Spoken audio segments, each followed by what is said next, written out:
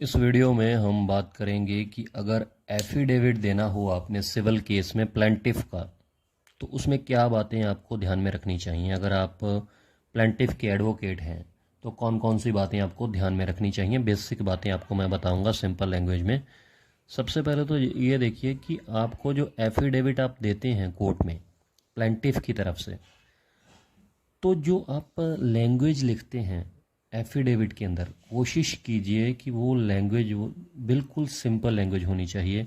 या फिर ये कोशिश कीजिए कि अगर जो प्लेंटिफ है जिसकी तरफ से एफिडेविट आ रहा है, अगर वो कम पढ़ा लिखा है या फिर अनपढ़ है और एफिडेविट आप दे रहे हैं इंग्लिश में, तो ये फिर लॉजिक वाली बात होती नहीं है। क्योंकि जब एक बार आपने प्लेंटिफ का एफिडेविट दे दिया, उसके बाद जब क्रॉस होगा, डिफेंडेंट की तरफ से क्रॉस होगा, उसका वकील जो है वो क्रॉस करेगा, तो वो सबसे पहले यही पूछता है कि जो एफिडेविट में लिखा हुआ है वो आपको पता है क्या लिखा हुआ है, और वो है अनपढ़ या फिर बिल्कुल कम पढ़ा लिखा, तो एफिडेविट है इंग्लिश में, तो वहीं पर वो जो एविडेंस है वो कमज़ोर हो जाता है। इसीलिए सबसे पहले तो ये देखिए कि अगर प्लेंटिफ कम पढ़ा लिखा है या अनपढ़ है तो लोकल लैंग्वेज में एफिडेविट दीजिए। और अगर पढ़ा लिखा है तो अगर इंग्लिश में आप एफिडेविट दे रहे हैं तो उसको पढ़कर समझाइए प्लेंटिफ को कि इसमें क्या क्या लिखा हुआ है, ताकि हर बात उसको पता चल जाए कि इस जो एफिडेविट वो दे रहा है अपनी तरफ से एविडेंस के रूप में, उसमें क्या लिखा हुआ है, एफिडेविट आखिरकार है किस चीज़ का।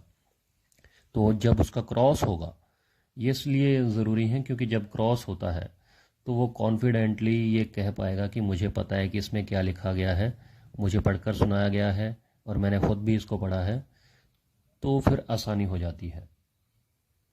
इसके अलावा जो ख़ास बात ये है कि जो प्लेंट आपने लगाई होती है, जो दावा आपने लगाया होता है, आप प्लेंटिफ के वकील हैं, एडवोकेट हैं, तो जो दावा आपने किया है, जो रिलीफ आपने मांगे हैं, एफिडेविट के अंदर सेम टू सेम आपको वही बातें लिखनी चाहिए। ऐसा ना हो कि आपने जो दावा है, जो प्लेंट है, उसमें कोई और रिलीफ मांगा है, कुछ और कह रहे हैं आप, और जो एफिडेविट आप दे रहे हैं एविडेंस के रूप में, उसमें आप कुछ और बात कह रहे हैं। ये कॉन्ट्राडिक्टरी नहीं होना चाहिए, क्योंकि एफिडेविट और आपकी जो प्लेंट है, जो दावा है, अगर वो कॉन्ट्राडिक्टरी हैं, आपस में डिफ़र कर रहे हैं, तो फिर आपका केस जो है वो कमज़ोर हो जाएगा, आपका जो केस है वो रिजेक्ट भी किया जा सकता है।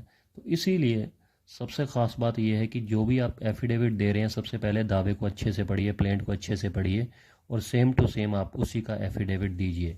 कई बार क्या होता है कि कई बार प्लेंट आप लगा देते हैं, दावा लगा देते हैं, तो आपको लगता है कि कुछ चीज़ें रह गई हैं प्लेंट में लिखने के लिए, या रिलीफ कोई रह गया है। तो सबसे पहले आप ऐसा कर सकते हैं कि एफिडेविट में वो सारी बातें ना लिखें जो चीज़ें प्लेंट में रह गई हैं, वो उसको अमेंड करवा सकते हैं आप, प्लेंट को, दावे को अमेंड करवा सकते हैं। ऑर्डर अंडर 6 रूल्स 17 की एप्लीकेशन होती है, वो लगा दीजिए आप। वो लगाकर जब अलाउ हो जाती है वो एप्लीकेशन कोर्ट की तरफ से, तो आप अमेंडेड प्लेंट लगा सकते हैं। अमेंडेड प्लेंट जब एक बार आ जाएगी, उसके बाद फिर आप अपना प्लेंटिफ का एविडेंस देंगे एफिडेविट के रूप में, तो फिर एफिडेविट भी सेम टू सेम आप जो प्लेंट लगाई है आपने अमेंडेड, उसी तरीके से आप एफिडेविट दे सकते हैं। लेकिन ऐसा कभी मत कीजिएगा कि प्लेंट में आपने कुछ और कहा है और एफिडेविट में आप कुछ और अलग से कुछ और बढ़ा चढ़ाकर कोई एफिडेविट दे रहे हैं, तो वो बातें जो हैं वो कॉन्ट्राडिक्टरी हो जाती हैं, जो कि आपके केस के लिए, मतलब आपके केस को कमज़ोर करेंगी वो बातें। तो ये कुछ ख़ास बातें होती हैं अगर आप प्लेंटिफ के वकील हैं, एडवोकेट हैं, जो कि आपको पता होनी चाहिए।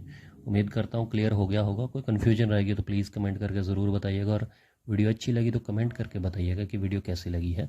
लाइक कीजिएगा और शेयर कीजिएगा अगर अच्छी लगी तो। शुक्रिया, धन्यवाद, सब्सक्राइब ज़रूर कीजिएगा। शुक्रिया।